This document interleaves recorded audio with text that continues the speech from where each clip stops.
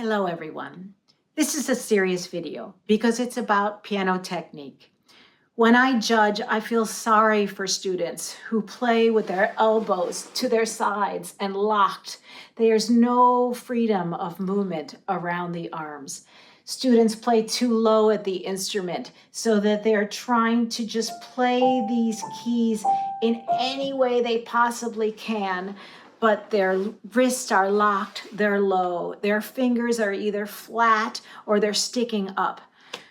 When we look at videos online, we see pianists who are playing with shoulders up to their ears. They're hunched over the piano keys. They're playing with locked wrists and claw-like fingers. This is not healthy, body-friendly technique.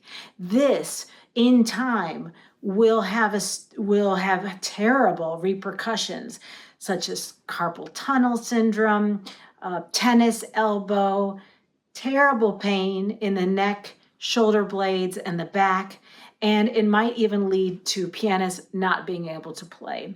And then they go to the wonderful Taubman Institute and they figure out how to do all this body-friendly technique from the very beginning again. So I believe that we should teach this when students are young, and it's in the Succeeding at the Piano method through 5 very basic techniques.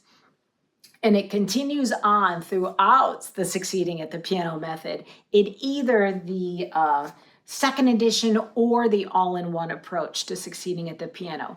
These techniques are taught slowly and with so much reinforcement so that the student will start to understand what it feels like to, of course, play with a little bit of tension, and that's because we need to have tension. Our muscles need to be moving and in use, but also how to release that tension so that students can have a good sense of, as I said, a beautiful sound and a good feeling at the instrument. So please enjoy these following videos. They're going to be about the essential drip, drop, roll motion that we have our students learn, the tissue box touch release. These all create different physical gestures, also what I call touch releases, and the specific sound that is needed for all the articulations and dynamics that are written in a piece. After the drip, drop, roll and the push-off touch release, students learn the woodpecker touch release, which is just the basic staccato that most methods will teach. But then there are also 2 other kinds of staccato that we want our students to learn because they create also different articulations that they see on the page and different sounds. So please take a look at all these videos, and when you want to learn them in a piano method, please use Succeeding at the Piano because it is the only method out there that teaches technique in this very special and important way. All my best to all of you.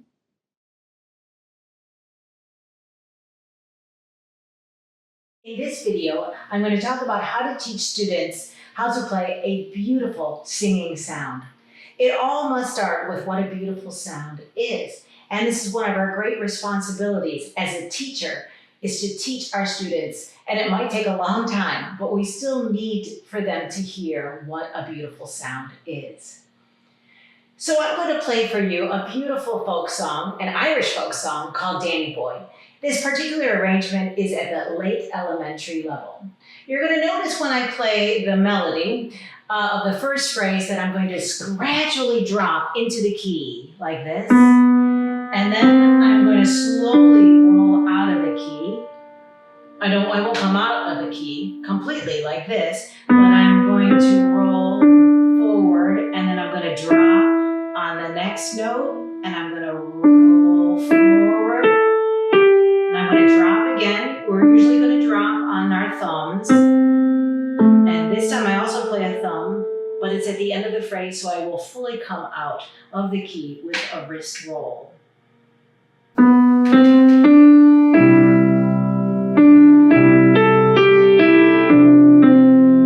So when I drop to the bottom of the key deeply, the sound is lush and it's warm.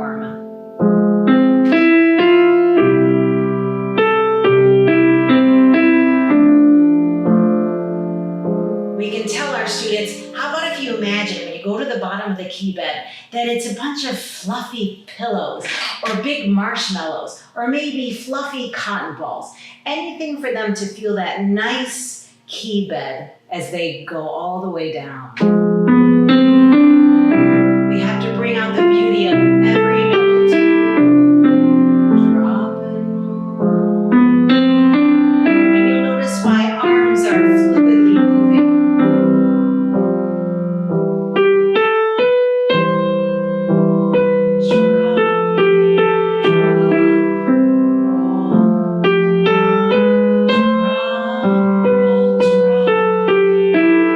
Here's our biggest drop yet.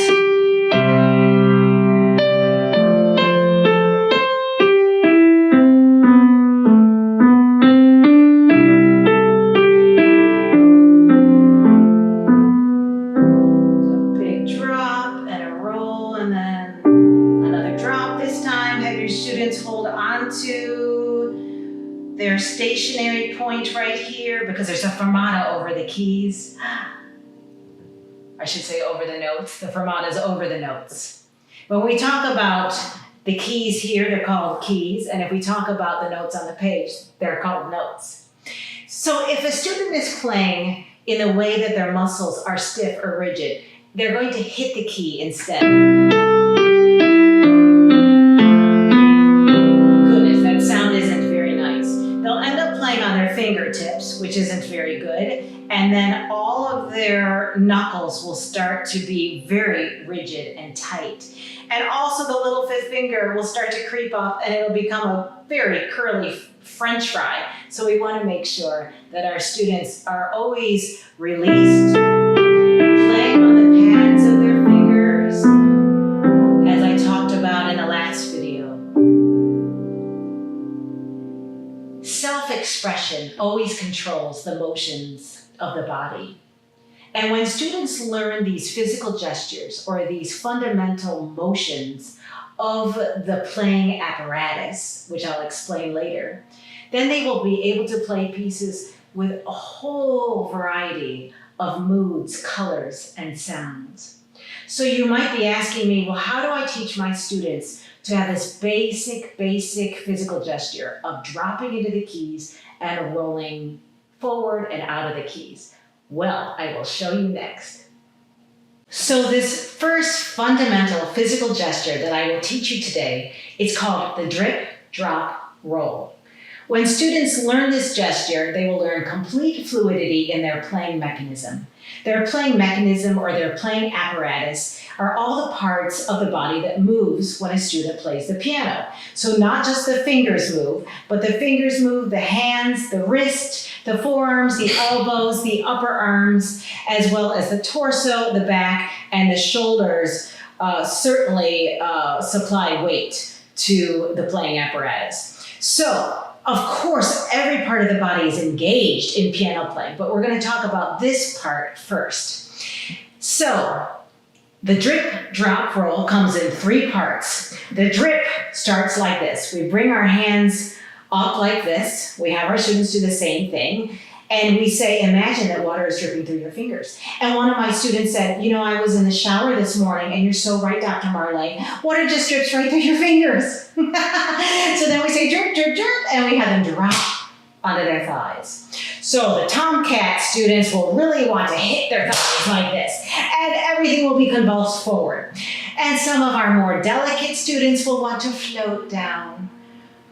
But we teachers must say, how about if you let gravity take over and just drop onto your thighs naturally? So let's do it again. Drip, drip, drip, drop. This is the time where we ask our students, where do they feel complete relaxation or release? And they'll say, well, goodness, my wrist feels released, my forearm, my elbow, my upper arm, and even my shoulders are nice and low and wide across. So there is a long bone that goes from the shoulder to the elbow, and it's called the humerus bone. And we can teach our students to say, I need to have a happy, hanging humerus. And that also hangs the elbow as well. So this is extremely important in piano playing. This gives us this great sense of arm weight, dropping to the bottom of the keys. The last step in the drip drop roll is rolling forward and off the thighs like this.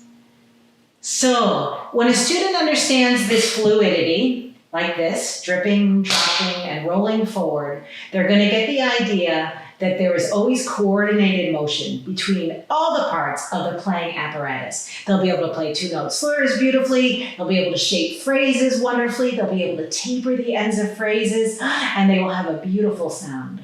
So let's go ahead and have our students try it on the keyboard. We can start with just using a third finger because it's well balanced in the middle of the hand and the arm. They can play any keys that they desire. So gradually have them lift up for the drip. They can inhale at the same time and then exhale. They've gradually dropped. They feel very nice and deep in the keys, thinking about those pillows or the marshmallows. And then they roll with their wrist forward and off the keys. They have to focus on a deep, rich sound. Again, we're going to inhale. Let's not hyperventilate. Let's inhale and then exhale. When they drop their arm just a little bit, they make a quieter sound. And weight control is how a person can control the speed and intensity as it strikes the key. So, some useful little things to do with our students is you could get a friendly little spider like this one or a little animal, and they're nice if they can wrap around the wrist like this spider. And we can have the student play one of these beautiful drops, and they can just see that little spider going down and then slowly rolling up. Same thing again. Inhale and exhale. And watch the spider coming up. The other really good thing to use is actually a plain rubber band, a long rubber band, and put the rubber band here at the wrist, and the student can feel the sense of arm weight, feeling that happy hanging humerus, and they drop into a key, and then you can pull up on the rubber band, and they can roll out of the key. But you know what? The absolute best way is for us teachers to support the hand and the arm and guide the student to be able to feel drip, drop, support the arm, make sure it's not overly tight underneath the wrist, and then roll forward and out of the keys. You know, playing the piano is both a mental as well as a physical activity and a form of art. So we want to make sure that our students learn these physical gestures. It's going to take time for them to make it a habit, but once they know what to do, they really will be able to play beautifully. The piano touch always originates in the mind first, and then our students can create zillions of beautiful colors. In my first video, I talked about how to teach students how to have a beautiful singing sound by using a dropping and rolling motion. I call this the drip, drop, roll motion. So let's go ahead in this third video, review that particular physical gesture, and then I'll play some pieces for you discussing how we use this physical gesture in repertoire. So many teachers have told me how this particular physical gesture has made a world of difference in their piano teaching. Their students have beautiful sounds and good physicality at the piano. So it starts off with a nice drip where students imagine that water is dripping through their fingers like this. We say drip, drip, drip. We drop to our thighs. We feel that sense of arm weight and release of all tension. And then we roll forward and off of our thighs. I'm going to play a little bit of the Brahms A major intermezzo so that we can experiment with that lovely drip, drop, roll physical gesture. We can inhale before we begin and then exhale as we drop gradually into the keys.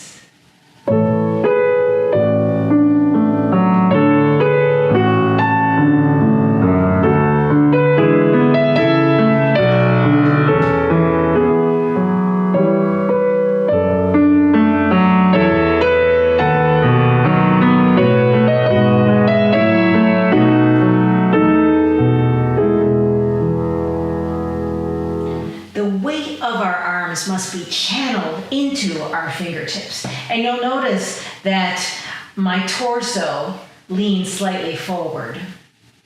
We must always teach our students this great fluidity in motion and wonderful coordination of all the parts of the playing apparatus. You'll notice in these videos that I'm going to talk about release instead of being relaxed.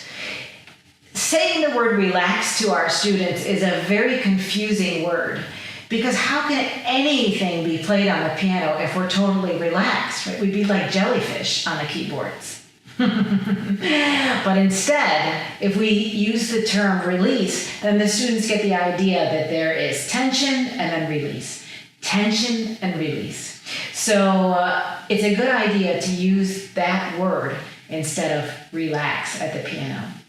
Now I'm going to play 5 other pieces for you of various levels, and we're going to take a look again at that lovely drip, drop, roll physical gesture. Here we have the Melody by Mozart. This is a wonderful piece for an elementary level student. It's in Succeeding at the Piano, and the melody is by Mozart. This is a terrific piece for students to experience the dropping and the rolling gesture. In the right hand, the students will drop and then roll out of the keys. Remember that the rolling gesture is a forward moving gesture.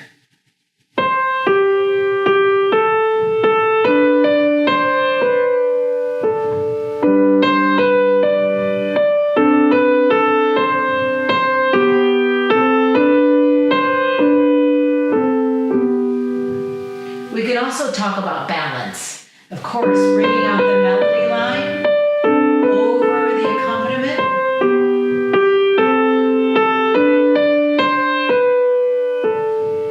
And usually at the ends of phrases, we have something that sounds like this.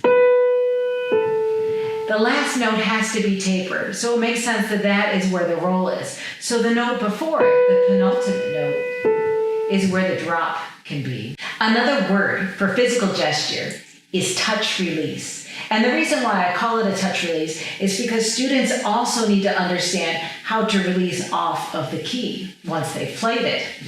So, lots of students do funny things. They'll be at the end of a piece and they'll just kind of sag into their thighs like a deflated balloon. That doesn't look good, and it's so sad. Other students might be like scared rabbits and they can't wait to get off of the piano.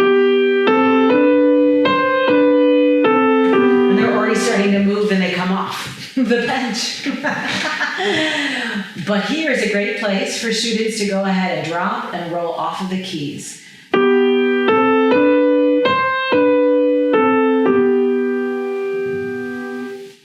That gesture makes the sound waft up into the air, giving everyone a beautiful sound at the end of the piece.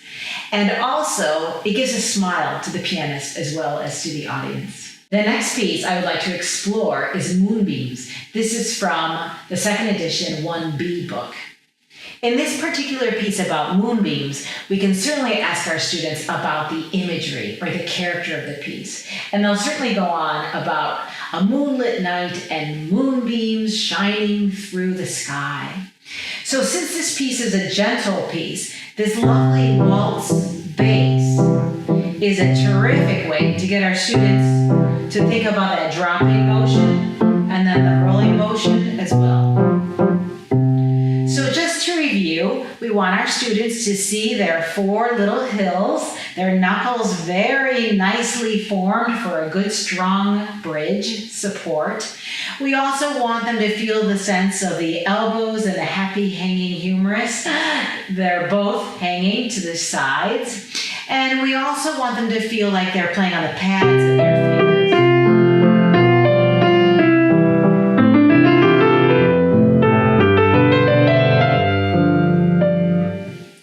And again, that beautiful tapering of the phrase, the penultimate note is a drop and then a roll. The rest of the piece is like this.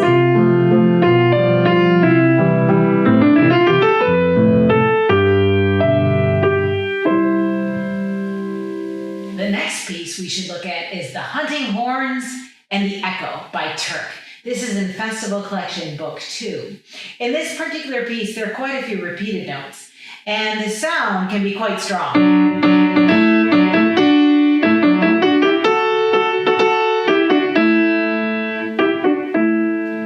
So you'll notice in this particular piece, there's no time for big drops or rolls. So instead, the little drops and the rolls are very small. So there's all kinds of funny ways our students might play it. First of all, they might play it so that they're really flopping around. Right? Try never to say to bounce at the keyboard, because then what happens? The whole body and the whole head bounces.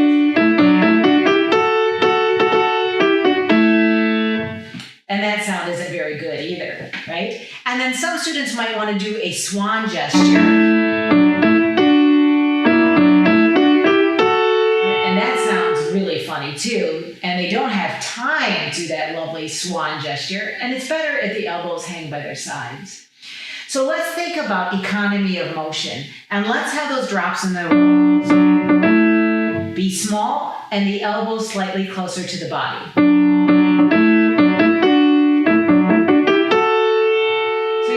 The students will drop here, and then on their way through that 5-finger pattern, 1, 2, 3, 4, 5, that is when they start their ascending roll. There are also repeated notes here. So the drops and the rolls can get bigger so that it intensifies with the dynamic marking. We also want to review that the students should play at the side tip of the thumb. And they can certainly lean forward into the keys for bigger strength and greater balance and coordination. The next piece I would like to play through is Autumn Colors. This is in recital, the best of solos, and it's also in recital throughout the year. This lovely piece is by Judith Strickland. The title, Autumn Colors, is a great way for our students to imagine all the colors they can see in the autumn leaves. The very first 2 lines really are all the same dynamic level.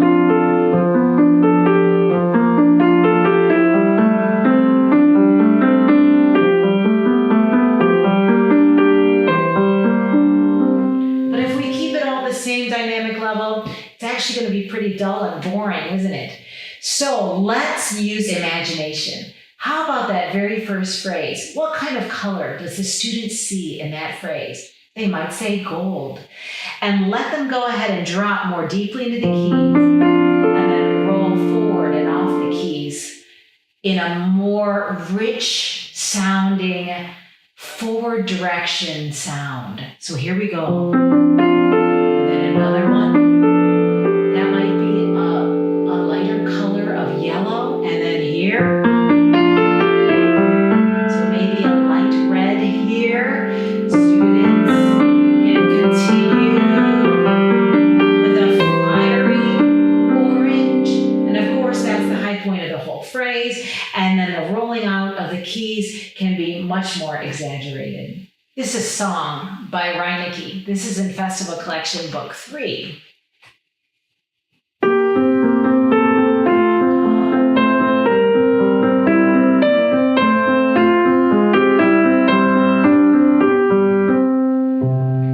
So in the left hand here, we can review where on the thumb the student should play, and that's on the outside tip of the thumb.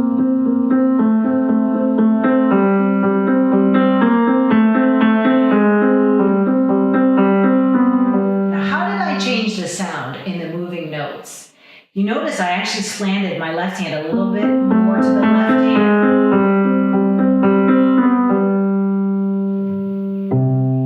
And then the right hand.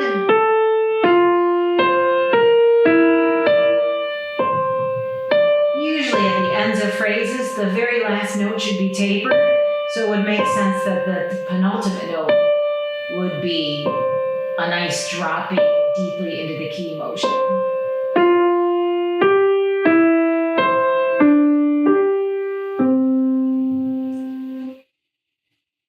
The last piece I'd like to play for you is an Allemande by George Frederick Handel. This comes from Succeeding with the Masters, Volume 2, Baroque Era.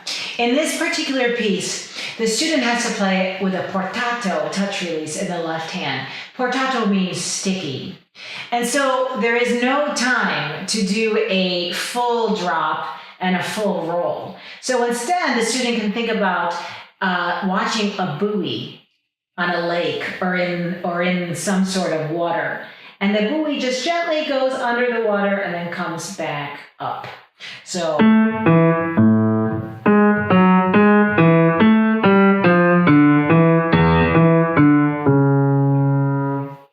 of course we don't again want to have any tightness. Because the moment the student is tight in the wrist or the forearm, or really any part of their body, then the sound becomes dull, it becomes non-interesting, and in some cases it's downright ugly, unfortunately. So we always want to make sure that our students are playing with flexible wrist.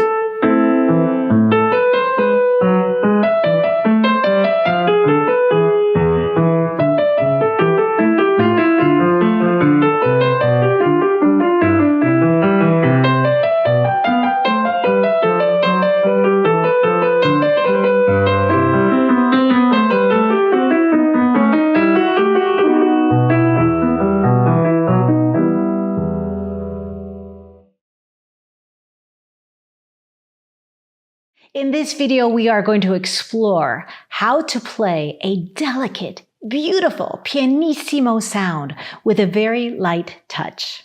In the preceding videos, numbers 2 and 3, I talked about the all-important physical gesture of having students drop to the bottom of the keys and then rolling forward and off the keys, using their upper arm as a beautiful free arm to get a very nice, fluid, coordinated motion. This is also called playing with arm weight as well as a flexible wrist. I also gave you a really great practice strategy called the drip, drop, roll touch release physical gesture so that students of any level and of any advancement and any age can really feel good at the instrument. We know that technique is not about strengthening the muscles. It's about fluidity and coordination. It's about playing with a healthy and natural playing apparatus. And physical gestures are so important to teach because every physical gesture is connected with a different sound.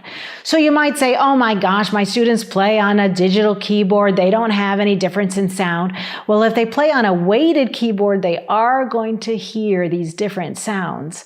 It also makes piano playing and piano practicing much more fun when the student understands that they're physically engaged in their playing. Also, some of you might be saying, I just care if my student can play the right notes at the right time. And of course, that's really important. But actually playing with good physical gestures helps our student play all the correct notes at the correct time. So I'm going to play for you 3 pieces. The first one is called Morning by Edvard Grieg, the great Norwegian composer. This one is arranged by Timothy Brown. It's a very early level piece. You'll notice that the second page is very similar to the first page, except there is a difference in dynamics, and the ending is different as well. So please watch me. When I play the very last notes, I'm going to play the teacher and duet parts together. What I do with my right and my left wrist and my arms. I also would like for you to really intensely listen to the sound that I create for the last notes.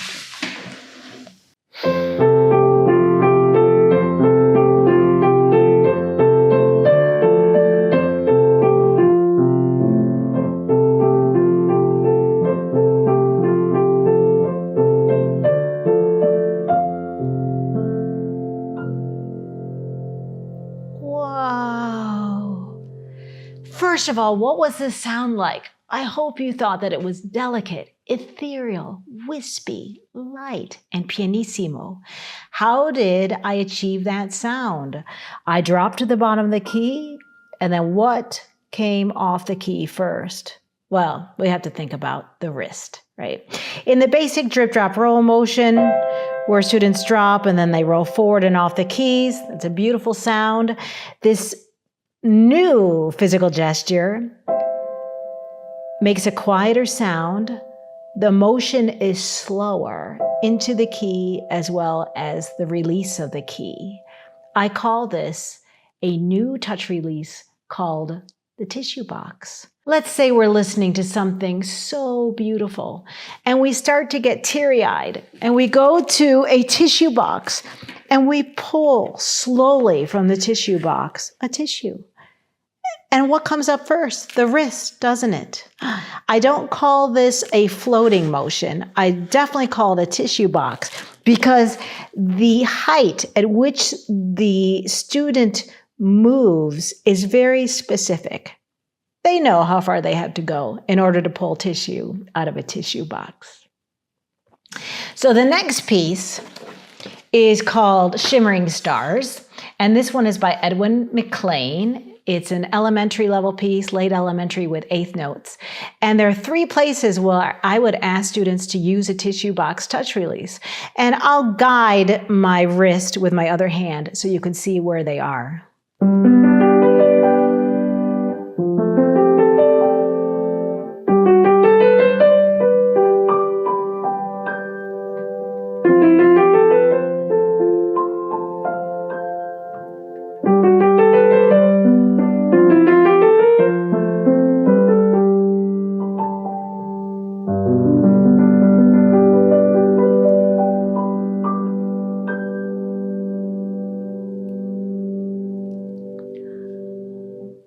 So in Succeeding at the Piano, students see little pictures or icons of Chopin pulling tissue out of a tissue box. Some of my students will say, aren't there other places where we can use the tissue box touch release? And I say, sure, let's go ahead and experiment. And they might want to do one here, and they might want to do one here, which is absolutely beautiful and lush. But the tempo then stops, right? So we want to make sure that our students always feel that nice forward direction of the line. One of my students, at the end of every piece that calls for a tissue box, he would play and then he would do this. he would just think it was so funny that he was imagining blowing into a tissue. There are so many sounds and colors to create from this wonderful imaginative piece. So towards the end of the work, we can use drip, drop, roll motions, and we can use tissue boxes for all of these variations of sound.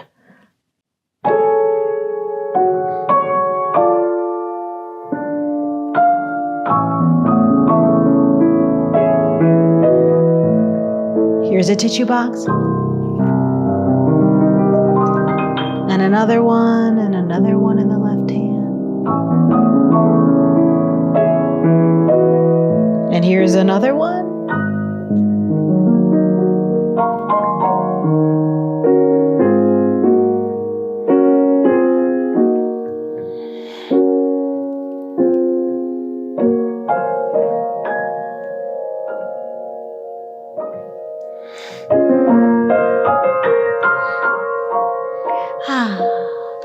Both of those touch releases are all over. Touch releases are physical gestures that create a desired sound. Each touch release feels differently in the body. Students can play every articulation written on the page when they choose to use different physical gestures, or what I call touch releases. There's freedom in the body when they are playing, and students play with confidence. They can play entire pieces in a musical manner, which means they're playing with artistry and what I call artistic personality.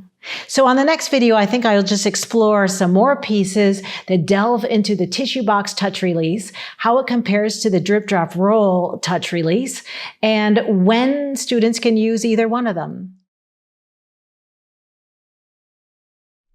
Hello everyone, I'm Dr. Helen Marley, and this afternoon I'm going to talk to you about how to teach students to play with a crispy, short staccato sound. There are so many different staccato sounds that are available to us at the piano, but I'm going to share with you the very basic staccato touch release. So we want our students to remember when they drop to the bottom of the key, their hand, their wrist, and their forearm moves as one. And you'll notice once they play the key, these three parts of their playing apparatus also move as one back up. So there's a nice little piece in Succeeding at the Piano grade 1A called the woodpecker. And as they play these staccato notes, they'll have this great feeling of economy of motion. And the very last measure of the line, the students play an open fifth interval. They can feel that nice strong bridge, and they can also feel that the fingers that are not in use when they're playing that fifth interval are just resting on the white keys. Same thing with the left hand.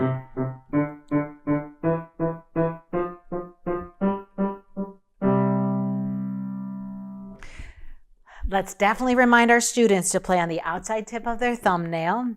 Look at their four little hills for their knuckles, and also ask them what kind of sound did they just create. So now I'd like to play for you a piece called Hey Little Woodpecker, and this one is in the same book. And we'll notice here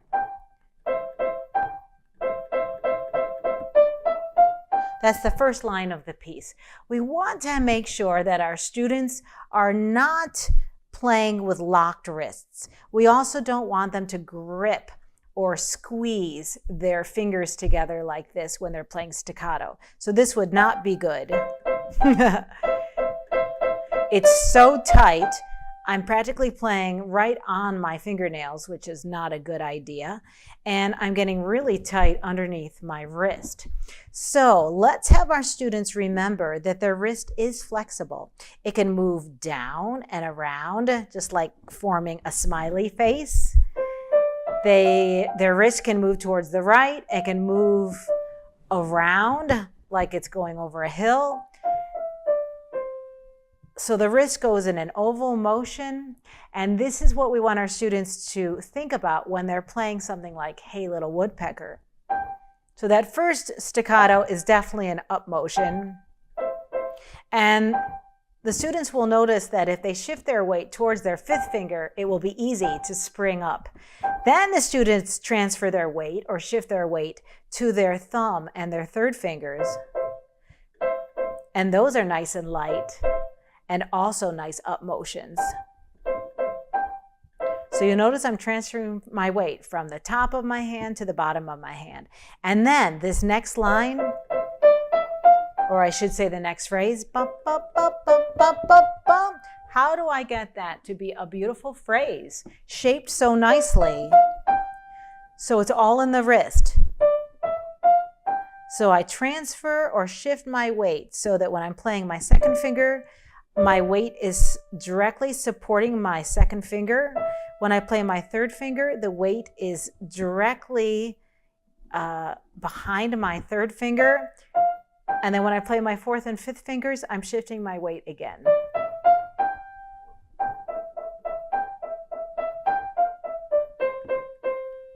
So if I played it with making sure that my wrist was really tight and locked, do you see the difference, and do you hear the difference? These curly fingers are not good for a student to use at all. So we always want to make sure our students learn technique in a natural and healthy way. And this is what they do in Succeeding at the Piano from the very first lessons. So now I'd like to play for you a piece from the preparatory level of Festival Collection. This is called The Lively Boy by Turk. And here we have a two-note slur followed by staccato notes. So again, how did I get a really nice artistic phrase shape? Well, what I did was I made sure that my wrist was flexible, and I also lifted my wrist in various places so that I could shape the phrase. So let's do the opposite. let's make every staccato note the same sound as well as the same duration and length.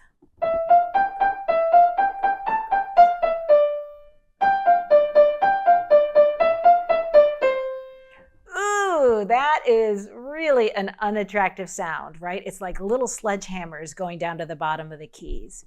But instead, do you notice that the second staccato note I played, my wrist was further up in the air than the first staccato note?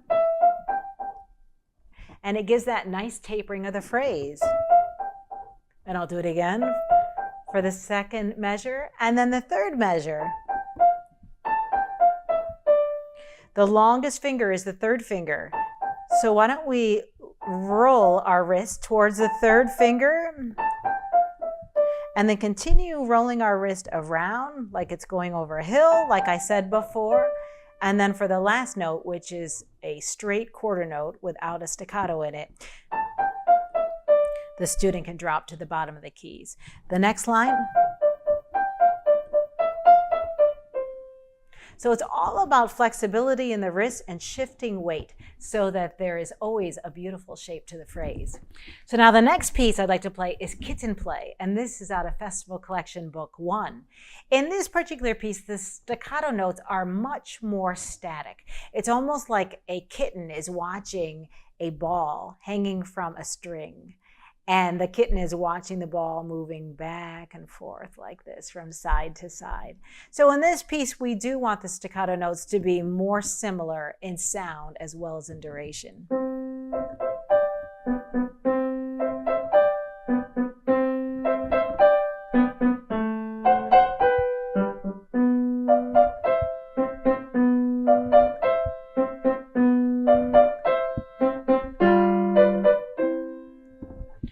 So this piece by Gurlitt is wonderful because there are crescendos as well as decrescendos throughout it.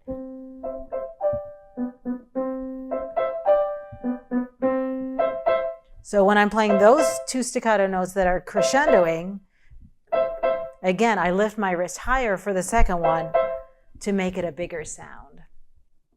So if your students are playing with a very dull staccato sound where it's too sticky like this, that means that their arms are way too heavy. Always teach our students that the sound, or actually the physical gesture of a staccato, is actually an up motion. So besides thinking about a woodpecker tapping a tree, we can also tell our students, think about what it would be like to pop a balloon. It's the same motion where the hand, wrist, and forearm work together as one. Popping popcorn is also a good image. So let's not say to our students, oh, imagine that the keys are a stovetop and it's hot, because what will that do when students are trying to play staccato? It's going to get them to feel really tight because they're afraid of the instrument, and it's going to lock their arms up. So again, we want them to feel natural and healthy at the keyboard. So the next piece I'd like to play for you is Raindrops on My Roof. This is a terrific staccato piece by Kevin Olson. It's found in Recital Throughout the Year, Book 3. You can also find it in Recital Solos, the best of Recital Solos. So in this piece, he has very classically based 4-bar phrases. And you'll notice that I'm going to put a small emphasis on the downbeat of every third measure. This will help the feeling of nuance as well as great forward direction.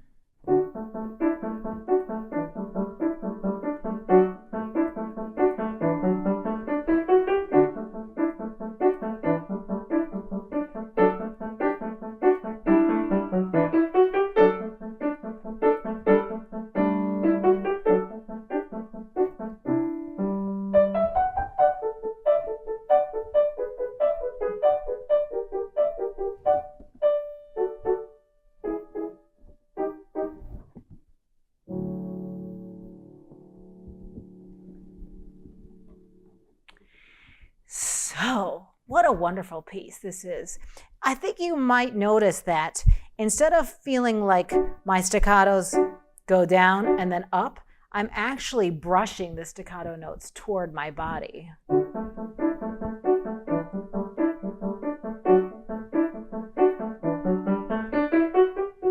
So what does that do for the sound?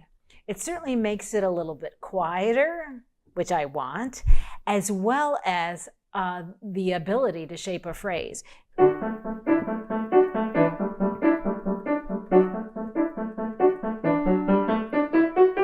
So that's another interpretation of the piece, right? The staccato notes are much more crisp, and my physical gesture goes more up in the space above the keys. So that's just interpretive license, right? And I actually like the first one better. But you can choose whichever one you like for your students. The next piece I'm going to play for you is The Bear, which is from Festival Collection Book 2. The piece was written by Rebikoff. There are two ways to interpret the left-hand octaves. We could have both Fs to be equally strong, like that. Or we could have the left hand be strong only on the fifth fingers. So it's really up to us, the teachers, as well as our students, which interpretation they like better. The right hand is full of tenuto markings, so we could call them big, sticky woodpeckers. Why not? So in the middle of the piece, I'm going to change my interpretation in the left hand, and you can decide which one you like better.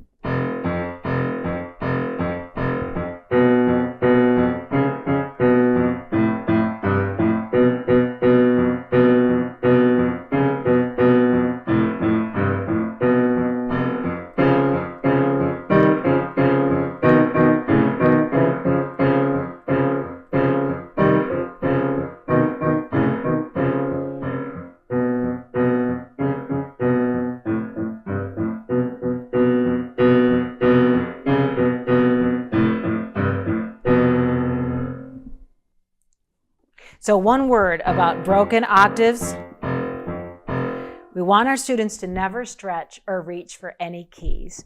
So let's have our students feel a very nice, big rotation gesture.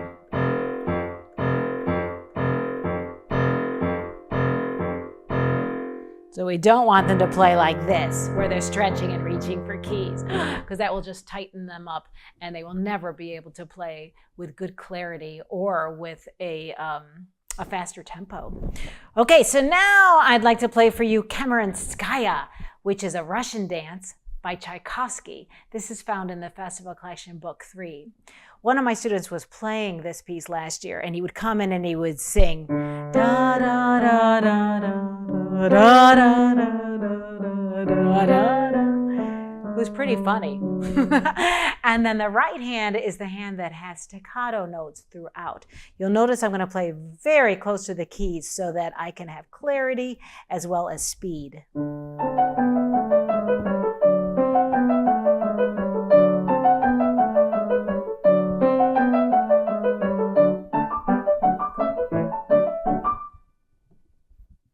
Now I'd like to play for you a bridge section in Weber's Grand Duo Concertante for clarinet and piano. In this particular bridge section, you're going to hear me and see me play lots of very big, heavy woodpecker touch releases. So in this way, students can really see the gamut of how these staccato physical gestures can be used in so many different kinds of repertoire.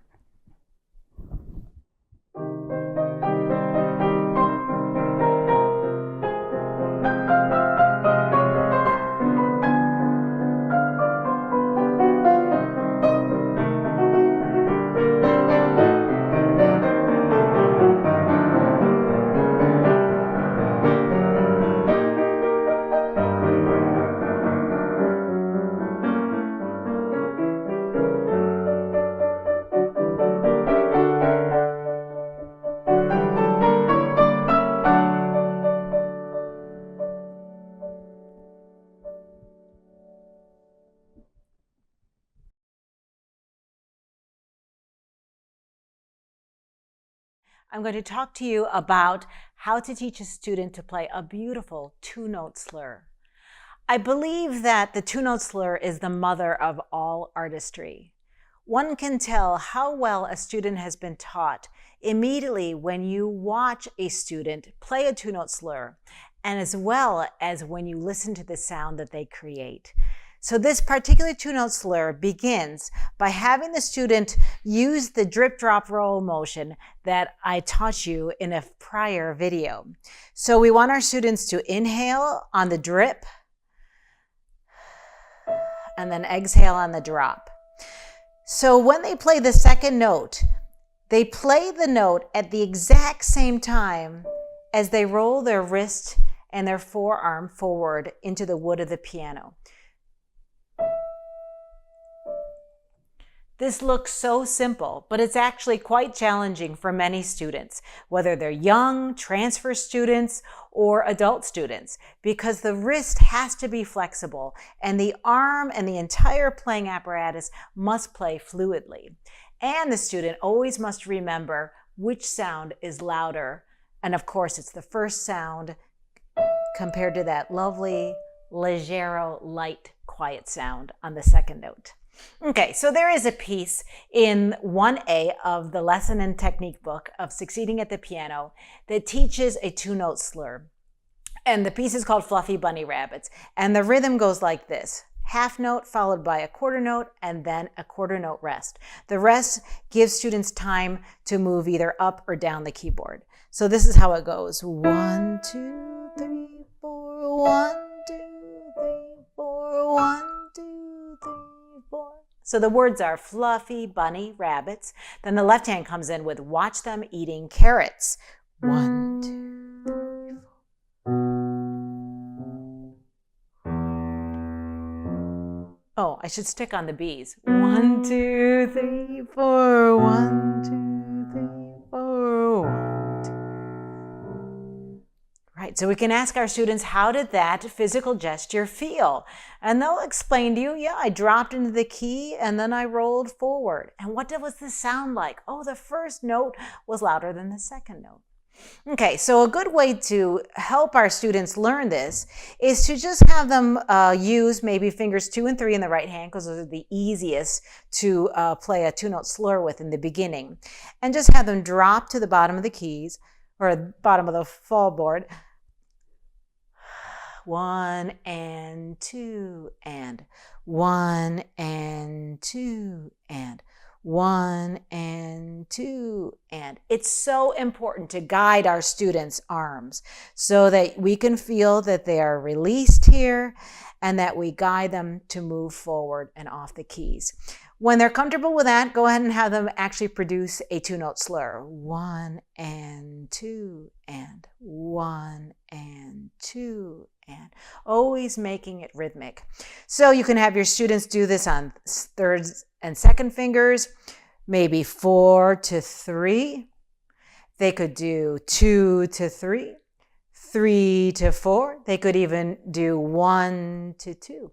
Or 2 to 1. So there are all kinds of combinations that you can have your students do on the fall board. Then you can have them do it on their arm. They can do it on your arm. You could have yourself do it on their arm. They can do it on their thighs, right? And you could do it on their thighs as well, so that they get that feeling around their shoulders, so they get that feeling of the dropping and then the release. Okay, so now let's take a look at page 21 that's in his book. It's called White Swan at Sunset. And you know, I think there are 7 kinds of students when it comes to two-note slurs. The first kind of student is the one that really has it. It's really beautiful. They are completely artistic at the keyboard when they're listening to their 2- and 3-note slurs. Then there are other kinds of students. Okay, so the second kind of student is the hitter. And the hitter is somebody who thinks they're playing a two-note slur, but they're locking their wrist, which means the second note is also hit. So that doesn't really sound elegant, and it certainly doesn't sound attractive. So those are the hitters. So what do we do with those students?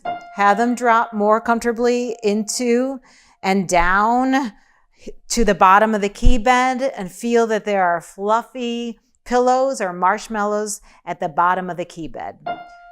Right? Have them imagine that they are really playing dead. Dead. Oh, now I've come to life. All right, then the third kind of student is the scooper. The scooper is the one that scoops way too low, right? Way too low. And they're never going to have a good sound for the second note because it will be strident. Okay, then we have the thumper. And the thumpers are the ones that are just thumping around the keyboard and they kind of move their wrist willy-nilly, right? And that's why we don't want to say play with loose wrists or bounce your wrists, because the motion is really all about dropping and rolling. All right, so here's White Swan at Sunset. You're going to hear me play 3 two-note slurs in the right hand and then even a two-note slur in the left hand.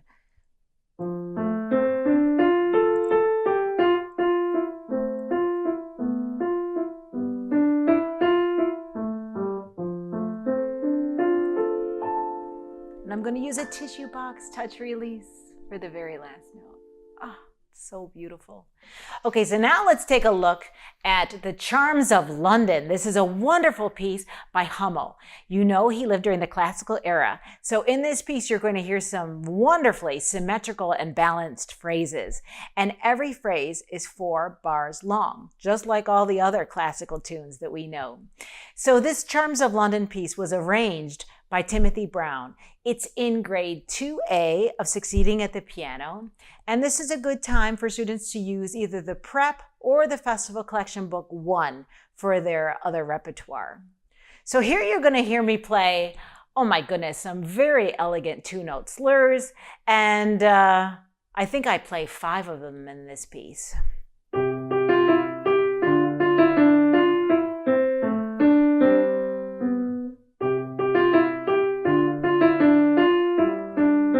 Number 2. Here's the contrasting middle section.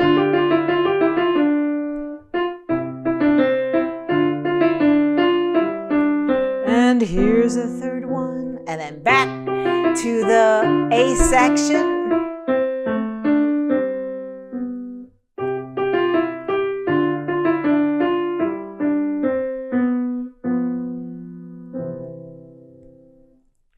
Isn't that beautiful? And at the end of this piece, that friendly icon of the drip, drop, roll boy is there for our students to remember, oh yes, I can use that lovely drip, drop, roll motion on every one of these two-note slurs.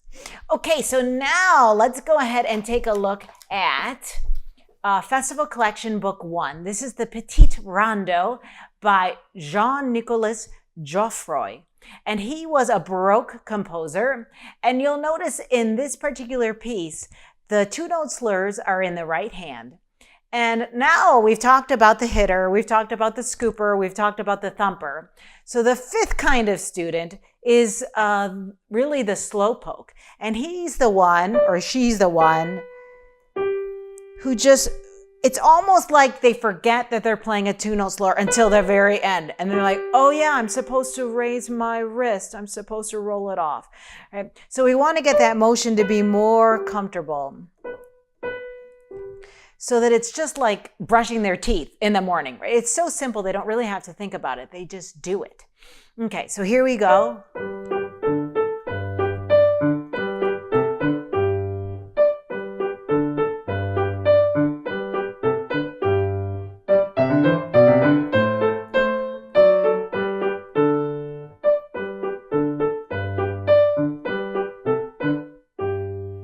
And again, have your students play a piece so that it's slow, so they can really think about what their physical gestures are. And don't hesitate to guide their arm and their wrist. If they really are too tight, then go ahead and you play it for them and have them put their hand on your wrist so they can feel and also hear the loud going to soft. They can also put their fingers underneath your wrist. I love to do that. So they understand that when they release, there is no tension underneath the wrist. Okay, so now we're going to turn to another page in this book. It's a piece called Allegro, which means happy. And this is by Alexander Reinagel. I love to tell students about Reinagel because he was an Englishman and he came from England to America way back in the early days, and he was one of the first piano teachers to come to America with four-hand duet music. And also, he was well known for teaching George Washington's adopted daughter, whose name was Nellie. And students can learn all about this and other classical tidbits in succeeding at the piano. So here, this allegro is much easier than the piece I just played because all of the two-note slurs are in the right hand and the left hand really just goes along with half notes. So let's have the students drop and roll with the left hand as well, so they get used to that really nice motion.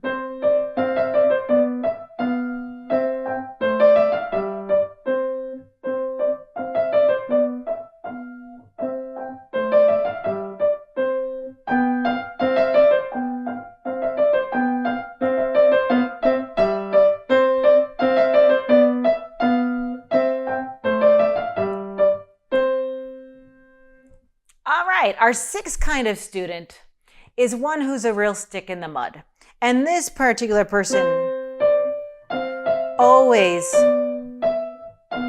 makes the two notes of the two-note slur the same. And why is this? If you look at my wrist, it's because it's locked, right? It's locked and it's low. So we ask our students, how about if you sing those two-note slurs, right? Da-dum. And we can have them conduct, da-dum. Even if they do a simple conducting like this, da-dum, they'll get the idea of releasing on that second note and that it's lighter and more full of air. Okay, so we'll have our students sing the two-note slurs. They can certainly conduct the two-note slurs. And another really good way is to actually videotape your students and send it along with them so that they can see what their body is doing with those two-note slurs. So then there's the seventh kind of student, and these are the denters. And I cannot play with a dent, and probably you can't either because you've been playing the piano for a long time. But our younger students or some transfer students play with this first knuckle joint going the other way. So that is what I call a dent. So obviously when a student plays with a dent, they're not going to get any good sound, and they're also not going to be able to really shape a phrase.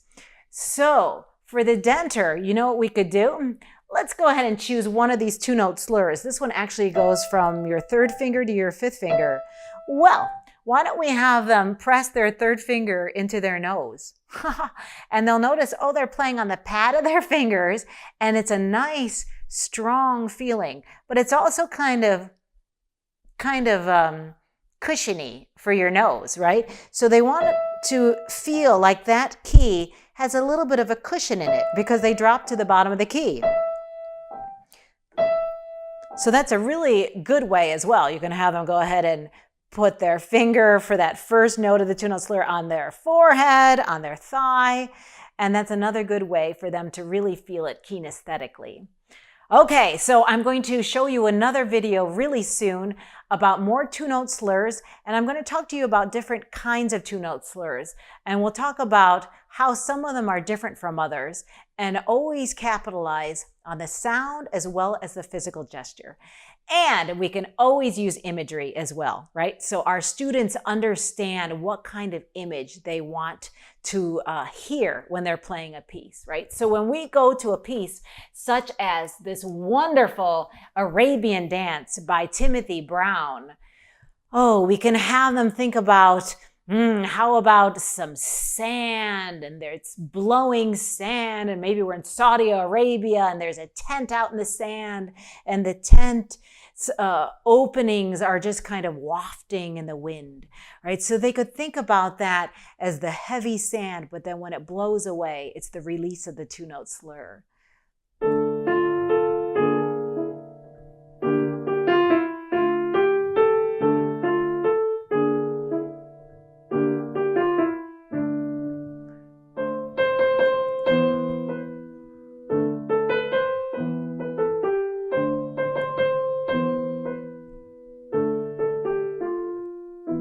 And then it goes back to the beginning.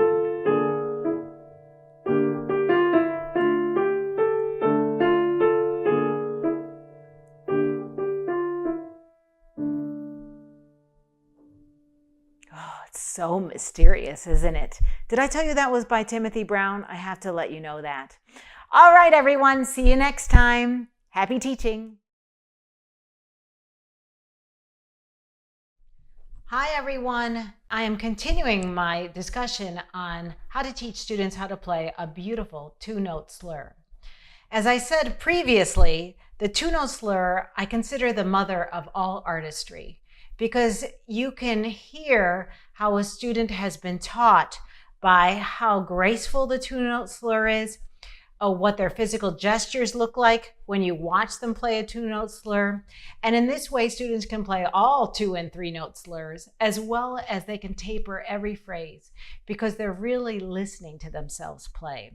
So as I said before, we want our students to drop to the bottom of the key and then roll forward and off the key.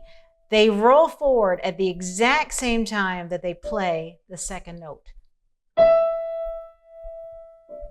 And that's what creates the louder sound compared to the quieter second sound.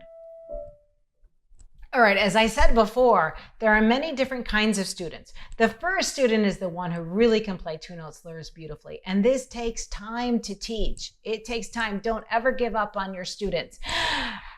There are other students that I consider them hitters, and they think that they are dropping to the bottom of the key, but they're actually locking their wrist and they're hitting the keys.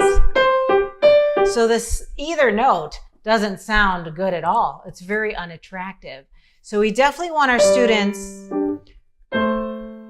to play, how about in 2 different tempos, so that they can really get the idea of that physical gesture, dropping and rolling. And then once they have that, they can play at a faster speed.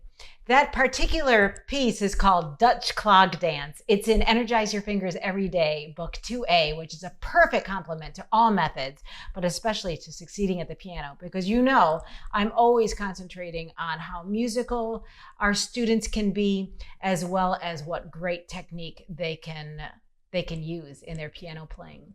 So how does the sound, we should ask our students, what is the sound like? So that they always are listening to the difference between the 2 sounds. And we can also ask them, how does it feel when you're playing these 2-note slurs? And they might say something like, oh yeah, I feel a heaviness in the first note and then a lightness in the second note. Okay, so now let's go ahead and take a look at Russian folk song by Ludwig van Beethoven. Do you know that 2020 is the 250th anniversary of his birth? So we should give all of our students Beethoven pieces to work on. So this Russian folk song is in Festival Collection Book 2. And in this particular piece, the 2-note slurs are in the left hand as well as the right hand. So let's take a look at the left hand. 4 notes in a row and then another set of 2-note slurs. Da, da, da. So we can make a practice strategy out of this. Let's have the first note in the left hand be for 3 beats. 1, 2, 3, 4. Now, why do I do this nice practice strategy? So that students can see themselves playing on the outside tip of their thumbnail, right, and not on the flat side of their thumb. They can also see that nice letter C between fingers 1 and 2. They can look at their 4 hills, which I create so that students have fun with looking at their 4 knuckles. 1, 2, 3, 4, 1, 2, 3, 4. Right, we can do the same thing with our right hand. 1, 2, 3, 4, 1, 2, 3, 4, da, da, da, da. And then go ahead and put it in the rhythm that Beethoven calls for. Now, each note of the staccato notes are at a different space above the keys. Do you notice that?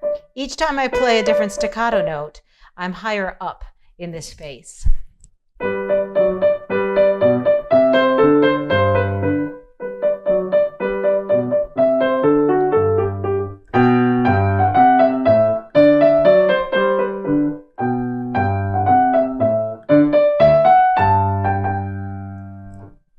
What a wonderful folk song. You'll notice at the end of the piece, I have the students come up with their wrist on their 3rd finger, which is their longest finger, so that they can drop on the accented note.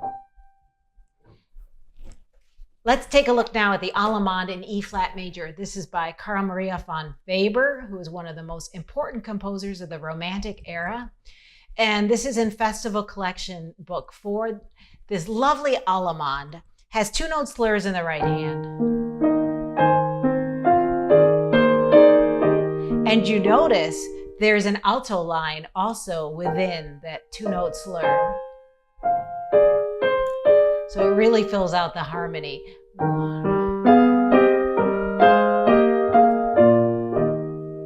And then the next section is different. 1, 2, 3, 1, 2, 3. And then it goes back to that lovely main theme.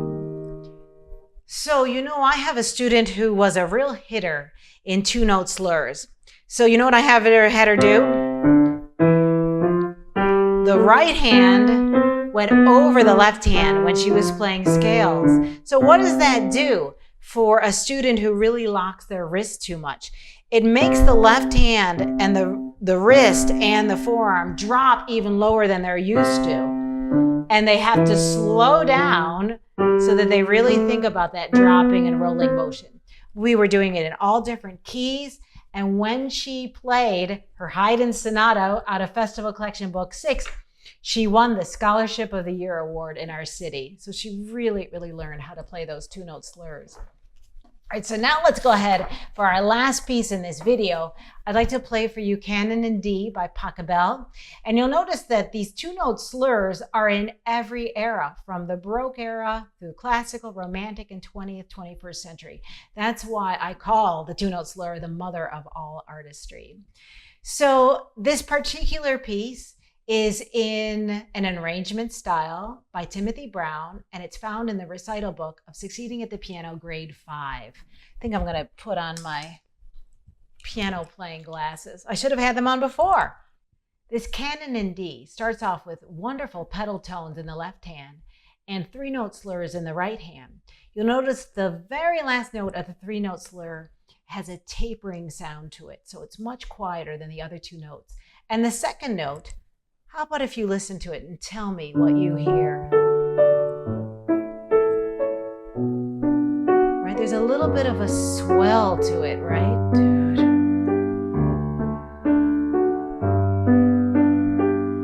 All right, then we have double thirds.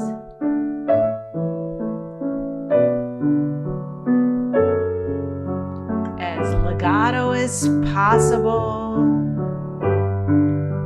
And now we have our two-note slurs.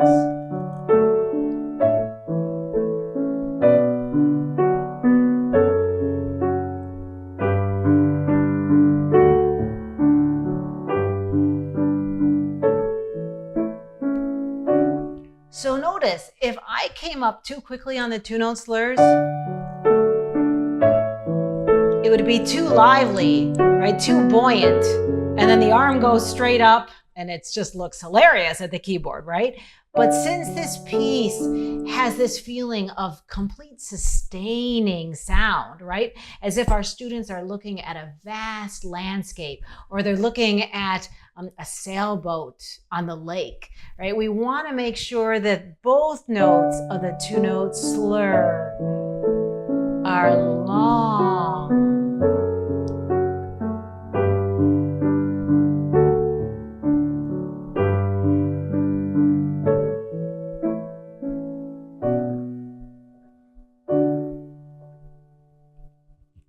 So you notice the second note is always gentle in that two-note slur, but my hand stays really close to the keys so that there is a good sustaining of the sound. So I'm going to talk more about two-note slurs because there's so many different sounds that we can create from them. So stay tuned for the next video. Happy teaching.